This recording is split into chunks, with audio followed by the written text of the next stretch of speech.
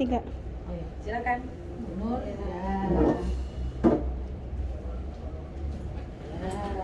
Ya, boleh saya pinjam buku ini Ibu ya. Ya. Ini. Oh iya, dengan Ibu Nur Janah ya. Iya. Iya Ibu, perkenalkan saya Bidan Nur Hasanah akan menyampaikan hasil pemeriksaan hari ini ya. Tadi sudah diperiksa sama di ruang sebelah, ini ditemukan bahwa ternyata setelah diraba seminggu bidan, posisi bayinya tidak semestinya sungsang. Pernah dengar nggak Bu tentang sungsang? Iya. Bagaimana kalau menurut Ibu sungsang itu kayak apa posisinya? Anunya pantatnya yang di bawah, bukan Iya, kepala. benar. Jadi sungsang itu posisi kepala bayi tidak di pintu atas panggul ya, bisa kakinya, bisa bokongnya gitu ya. Ini Bu Nur Jana hamil anak ketiga ya Bu ya? Iya. Sebelum-sebelumnya normal ya Bu ya? Iya. Kalau saya lihat Ibu juga periksanya insya Allah normal, rutin aja ya. Iya. Jadi benar seperti Ibu bilang tadi, sungsang itu adalah posisi kepala bayi yang tidak pada tempatnya, yaitu di atas. Biasanya ada keluhan itu Bu, khasnya itu ada keluhan nggak Ibu? Biasanya Iya, sering sesak. Iya betul. Jadi kalau posisi bayi sungsang lebih cenderung menimbulkan keluhan sesak untuk ibunya. Nah ini benar. Jadi untuk sungsang itu kan idealnya kepala bayi itu harusnya di bawah. Tapi ada beberapa kondisi bisa menyebabkan posisi bayi itu kepalanya tidak di bawah Bu.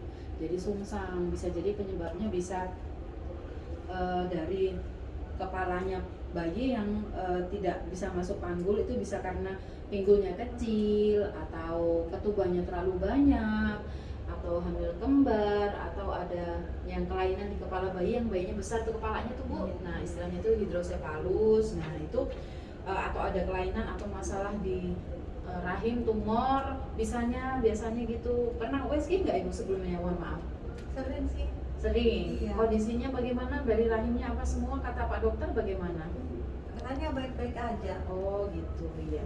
Jadi biasanya juga penyebabnya bisa sungsang itu karena ketuban banyak atau keseringan hamil. Jadi rahim itu lebih longgar Bu. Jadi bayinya mudah bergerak. Kalau atau bayinya terlalu kecil itu juga bisa membuat posisinya bayi sungsang. Nah kemudian atau juga kelainan bentuk rahimnya. Tapi kan Ibu anak pertama kedua kan nggak ada masalah ya, alhamdulillah ya. Atau ada kematian janin di dalam rahim. Nah itu bisa membuat posisi bayinya sungsang. Nah nanti resiko sungsang ini nggak boleh dibiarkan kayak gini Bu. Ini kan sudah 7 bulan deh. Iya. Kalau sungsang tidak boleh, posisi sungsang tidak boleh dibiarkan sampai dengan usia cukup bulan. Soalnya ada resiko kalau sampai 9 bulan posisi bayi masih sungsang, bahaya, bisa bahaya buat ibu dan bayinya ya.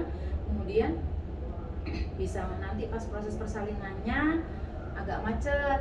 Kalau sungsang itu ada dua Bu, ada yang bokong murni atau ada kaki atau bokong kaki. Nah kalau bayi lahir sungsang 8 menit setelah badan lahir, kan kalau sungsang badannya duluan yang lahir nih Bu, kepala belakangan, nggak boleh lebih dari 8 menit.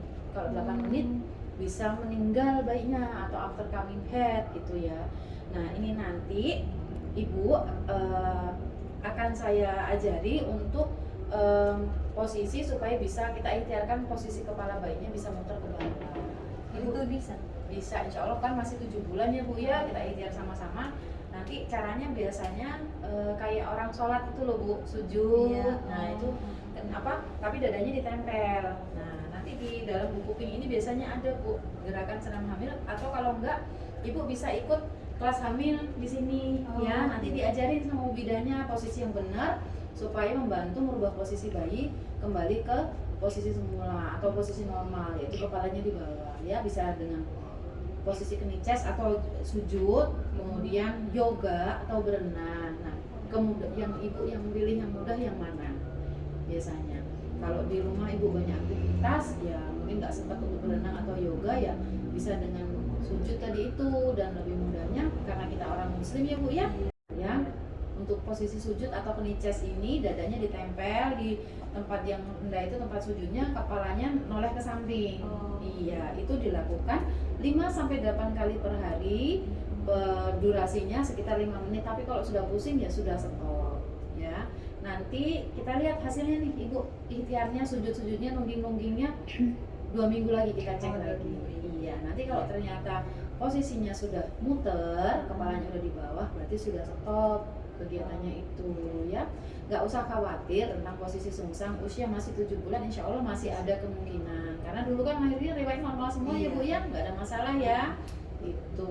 Kemudian kontrol lagi 2 minggu, ikhtiarkan dulu di rumah, vitamin jangan sampai nggak diminum, tetap diminum ya Bu ya. Gitu.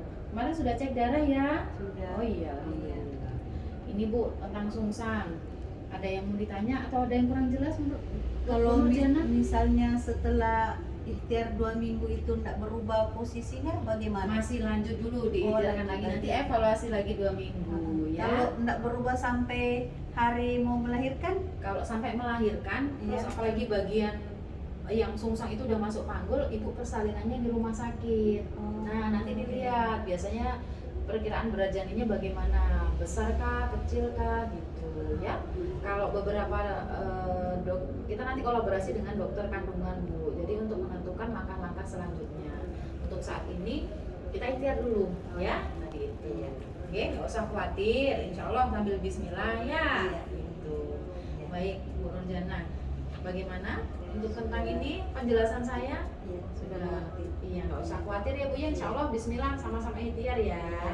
Oke, demikian ini penjelasan saya Bu ya tentang Iya. sungsang. Semoga Ibu jadi lebih tenang ya. Iya. Iya, baik. Sudah. Iya. Makasih. Ini bukunya ya, Bu. Iya.